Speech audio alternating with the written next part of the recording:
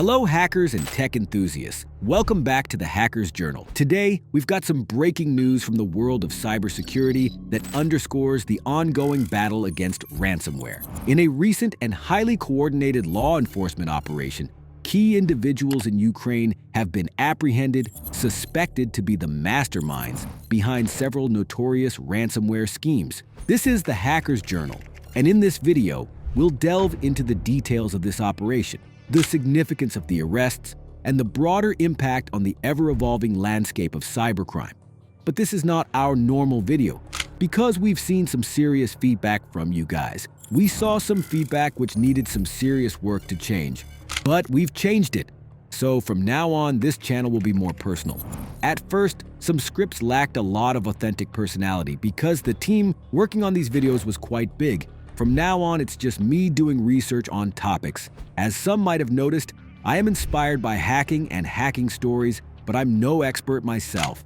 From now on, I will take you on a journey of becoming more of a tech expert myself, hoping to learn a lot for us both. Since y'all know how important it is to protect your privacy, and this is a channel about hacking.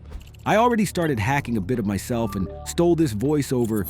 Anyway, you probably didn't come here to listen to a story about me or about what's going on in the background of this channel, so I will now shut up about it and start investigating this story with you. On October the 26th, 2021, the police detained 12 people as part of an international law enforcement operation involving ransomware attacks on critical infrastructure and large organizations. The suspects were primarily linked to Lockergooga, Megacortex, and Dharma ransomware. First things first, what is the Lockergooga ransomware? Lockergooga is a ransomware that infects computers by a renamed PSXX tool. PSXX is a command line tool that lets users remotely launch processes and execute commands or executables. Quite handy if you're trying to work from home. But when somebody gets you to download a file, which is including a hidden PSXX tool, they are now capable of giving commands the original user was able to execute. For example, you're at work and a client is sending you some files. You download the files, but those files were just the Trojan horse some hacker used to get his hidden modded PSXX tool installed on your computer. Your computer is now infected, and the hacker has access to everything this employee is having access to. You do not have to be a genius to tell this is going to be bad very fast. Once Lockergooga has access to some useful accounts in the network, like an admin, they just lock the system by changing the user account's passwords. It also tries to log off users logged into the system. It would then relocate itself into a temp folder, then rename itself using the command line. The command line parameter used does not contain the file paths of the files targeted for encryption. Lockergooga encrypts files stored on systems such as desktops, laptops, and servers. After the encryption process, Lockergooga leaves something like a little love note as a text file in the desktop folder, telling people to pay up to get their accounts back. Now that we know a bit more about Lockergooga, let's talk about Megacortex and Dharma ransomware. Well, Megacortex works alike, and Dharma is a very old ransomware, which also uses a Trojan horse-like file to infect the computer and change user credentials. Now that we all have a brief understanding of how this ransomware is or was operating, one question remains. What happened next? After those 12 people were arrested in 2021, the police did what police people do after a day of hard work. They drove to the nearest Dunkin' Donuts and relaxed for a bit. After that, they probably interrogated the people they arrested to let them snitch on themselves and everybody involved. But since they never let this know to the press, I might just be suggesting this all. What they did let us know is that almost 2 years later, they breached 30 properties all over Kiev, Cherkasy, Rivne, and Vinnytsia, and searched every inch to find justification for those breaches, and they indeed found some reasons to search those properties, resulting in the arrest of the 32-year-old ringleader together with 4 of its most active accomplices of those cyber attacks. Together, this group is estimated to target more than 1,800 victims around 71 countries with ransomware attacks since 2019. Some of these people are believed to also be involved in orchestrating other IT network attacks like brute force attacks, SQL injections, and sending phishing emails with malicious software attached. This to steal usernames and passwords. Once they've accessed the network successfully, they tend to drop additional malware and exploit tools like TrickBot, Cobalt Strike, and PowerShell Empire to ultimately install the file encrypting ransomware.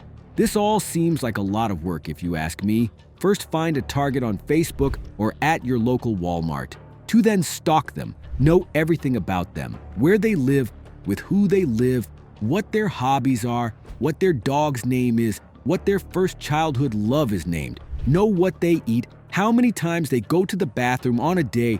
You get the point. When you gathered all this info, then send them the perfect email in the hope they open it and download the attachment. Of course, brute force attacks and SQL injections doesn't require such detective work as a phishing attempt. But brute force attacks can take a lot of time if you have limited calculating capacity. If there are other flaws in their system, you might be able to use SQL injection, but that requires you to have some skills yourself. So now we've infected the network, installed our malware on it, we encrypt the system with our ransomware software. After all this work and risks we've taken, there is still a possible outcome that it's all for nothing. Because what is going to be your choice when the victim don't pay up and just don't care about his data? Now you've committed all these crimes and wasted all this time for nothing. Are you now going to be angry and destroy all the files? Or are you just going to give them everything back? Either way, you might need to make this choice anyways. Because when a victim does eventually pay, you still have the choice to destroy all their data. But this outcome of a victim paying gives you another choice. You can give them their access back and leave the back door open with your ransomware and encrypt everything again in a couple of months. Whatever you do, you're not done committing crimes yet. Because when the victim pays up, probably in some cryptocurrency, you now have to make sure you can use this money by laundering it. This is where another team takes over in this story. These guys did just that. They made sure whenever someone paid them to decrypt their files and start laundering the money. These guys encrypted over 250 servers belonging to very large companies.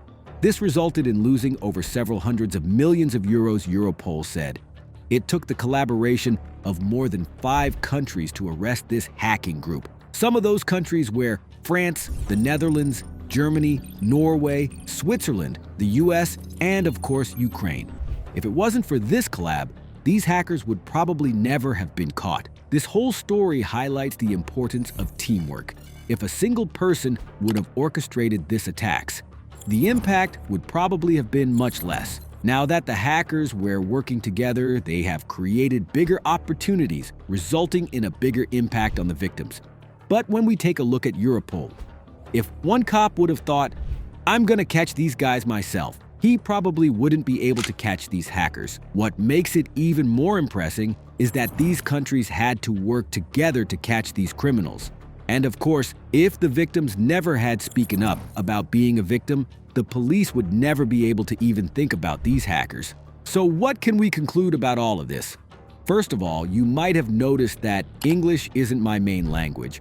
I still hope you're enjoying these videos though, and if you do, please let me know in the comments and leave a like. Second of all, hacking is quite a job. It takes time, skill, and effort to learn all these things and know when to use what. We've also learned that if you want to do big things, you probably need some teamwork. Oh, and when it comes to phishing attacks, the most important thing is to be educated about cybersecurity and create cyber awareness. Because eventually, we all can become prey, as long as we're active online. Stay safe,